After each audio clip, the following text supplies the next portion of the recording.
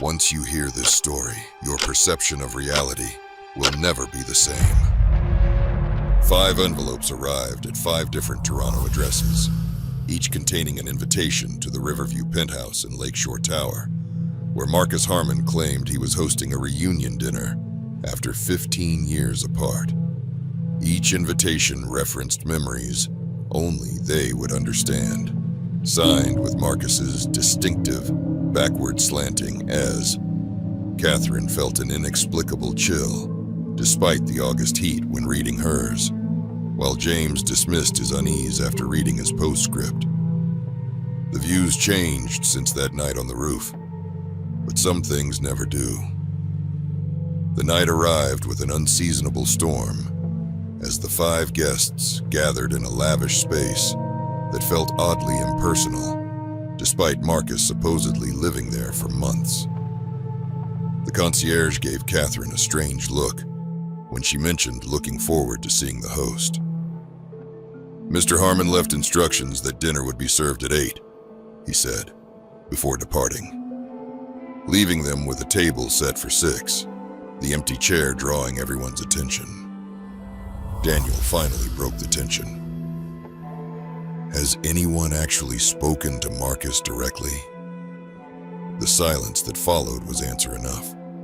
Rebecca moved to the windows, remarking how none of the other buildings had lights on. The city beyond looked impossibly dark. Michael's phone chimed with a notification. $50,000 had been deposited into his account from Marcus, with the memo, "Silence has its price." The others received identical transfers, leading James to ask what they'd been avoiding. Is this about what happened at the lake house?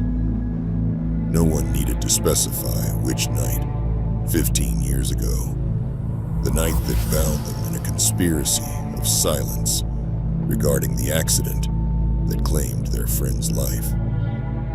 The lights flickered, plunging them momentarily into darkness, and Catherine could have sworn she saw a figure in the doorway, just a silhouette that disappeared when lights returned.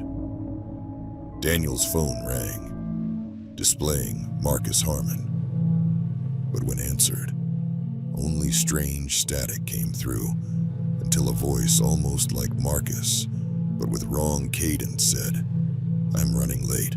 Start without me."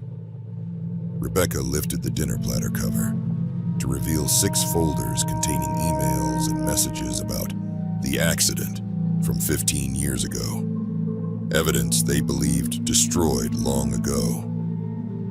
Michael discovered hidden cameras throughout the apartment, declaring it blackmail.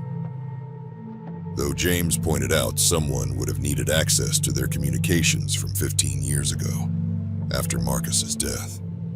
The temperature dropped suddenly, their breath visible despite summer. As Catherine noticed in the window's reflection, 6 people at the table, though only 5 were present. The 6th sitting at the head chair, visible only in reflection. Daniel investigated a noise from the kitchen, returning pale-faced, describing knives arranged in a perfect circle on the counter. Rebecca's phone showed a text from Marcus. "You all look so worried.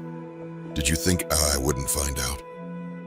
The television displayed surveillance footage of each of them in their private homes over years, some footage dating back 15 years.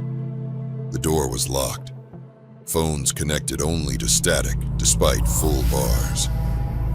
In another flicker of darkness, Catherine felt something cold brush her cheek, like ice water fingers.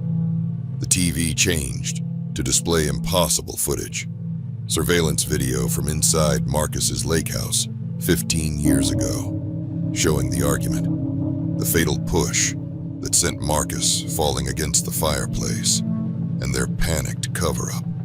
Footage that couldn't exist, as there were no cameras there. A voice almost, but not quite Marcus's, said, "15 years I've waited, gathering evidence, while you thought old secrets were buried with me."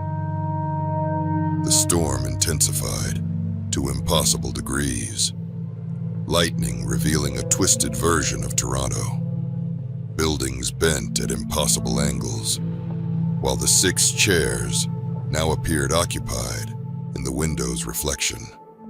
5, with their terrified bodies, and the head chair with what looked like Marcus, though lightning revealed a ruined skull with empty eye sockets. Daniel collapsed, clutching his chest exactly as Marcus had 15 years ago, gasping, "He's here," before falling silent. Frost formed on windows in handprint patterns, while Rebecca noticed the funeral program, now showing tomorrow's date with their 5 names listed as survivors. "Did you think I wouldn't come back?" the almost Marcus voice asked, as lights failed completely, leaving only their phones displaying the same message from Marcus's old number, presumed lost when he died. "The reunion isn't over. None of you are leaving until everyone knows what really happened to me." Now let's move to the next story. Martin Ellis was found dead at his desk in Portland's Selwood neighborhood, his computer still glowing in the dim room. Mrs. Patel had called police after noticing his porch light remained on for 2 nights, something the meticulous crime writer never allowed. Detective Sloan found no signs of violence, yet the medical examiner confirmed an unusual cerebral hemorrhage. What caught Sloan's attention was the wall behind his desk. Photographs of neighbors' windows at night, meticulously labeled with dates. Her first assumption, voyeurism. The truth was more complex. Martin had been investigating 16-year-old Eliza Hammond's disappearance from 20 years ago. His manuscript revealed a shocking conclusion. Detective Thomas Reeves, now retired and respected, had fabricated evidence. The investigation narrowed to 3 neighbors. Elderly Harold Winters, the original suspect, Sarah Tanner, once Eliza's best friend, and Marcus Doyle, a new resident hostile about Martin's book. According to Martin's notes, the killer remained in the neighborhood, overlooked because they were too close to Reeves himself. Strange occurrences plagued the investigation. Martin's office remained inexplicably cold despite summer heat. Officers reported feeling watched when alone in the room. The department's equipment malfunctioned inside the house, batteries draining, flashlights flickering. A voice recorder contained what sounded like a teenage girl whispering coordinates. These led Sloan to Laurelhurst Park, where ground-penetrating radar discovered Eliza's remains beneath an oak tree. Puzzlingly, Martin had written these coordinates the night he died, before Sloan found the recording. The neighborhood itself seemed to resist the investigation. Lights flickered whenever Eliza's name was spoken. Officers glimpsed what resembled a teenage girl at the periphery of their vision, finding nothing when they turned, yet feeling a lingering presence. Sarah reported being awakened by their childhood secret knock at her second-floor window, though her bedroom was 20 feet above ground. Harold spoke of dreams where Eliza showed him a broken silver necklace beneath Reeves's old desk, which Sloan found exactly there, with DNA matching Eliza's. Most disturbing was Martin's security footage from the night he died. At 11:17 p.m., the recording captured what appeared to be a teenage girl standing behind Martin's chair, whispering something. 34 minutes after his confirmed time of death.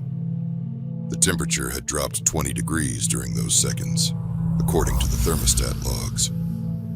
The breakthrough came when Sloan discovered photographs hidden in a storage unit rented by Reeves. They showed Reeves' daughter, Vanessa, wearing Eliza's distinctive bracelet days after the disappearance. When confronted, Vanessa's hands trembled uncontrollably.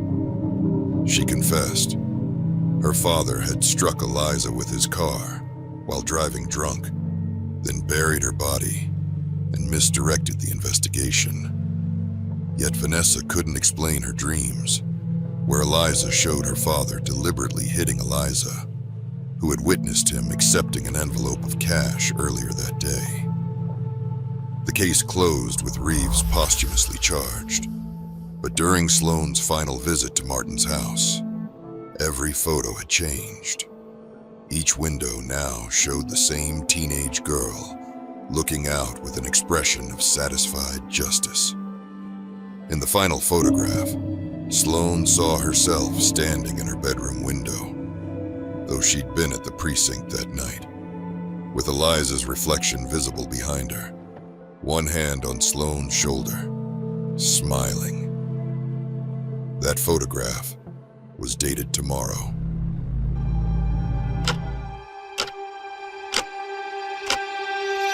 Hit subscribe and don't dare miss what's coming next, or the next scream you hear might be your own.